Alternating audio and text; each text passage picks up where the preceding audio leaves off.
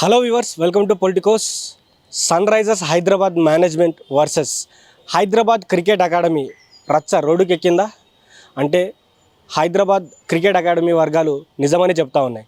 ఎందుకంటే దాదాపు ఈ సన్ రైజర్స్ హైదరాబాద్ టీం వచ్చిన తర్వాత ప్రతి సంవత్సరం వారికి 10% టికెట్లు ఫ్రీగా ఇస్తూ ఉన్నారు హైదరాబాద్ క్రికెట్ అకాడమీ గారు. అయితే గత సంవత్సరం నుంచి హైదరాబాద్ క్రికెట్ అకాడమీ చైర్మన్ ఎవరైతే ఉన్నారో జగన్మోహన్ రావు వారు 10% ఇంకా సొంతంగా తనకి టికెట్స్ ఇవ్వాలని డిమాండ్ చేస్తూ ఉన్నారు.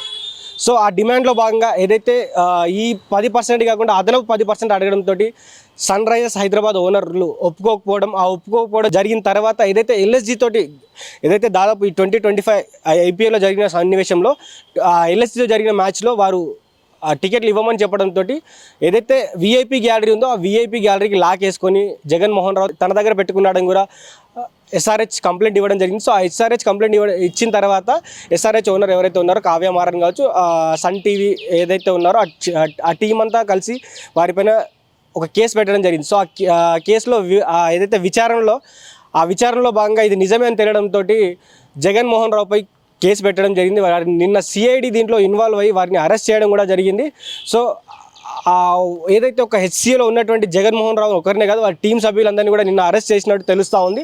సో దీనిపైన ఇంకా స్పష్టత రావాల్సి ఉంది, ఇంకా వివరాలు తెలియాల్సింది. సో దీనిపైన ఎస్ఆర్హెచ్ కానీ అటు హెచ్సిఏ వర్గాలు కానీ ఏమైనా అప్డేట్స్ ఇస్తే మనం వేచి చూడాల్సింది.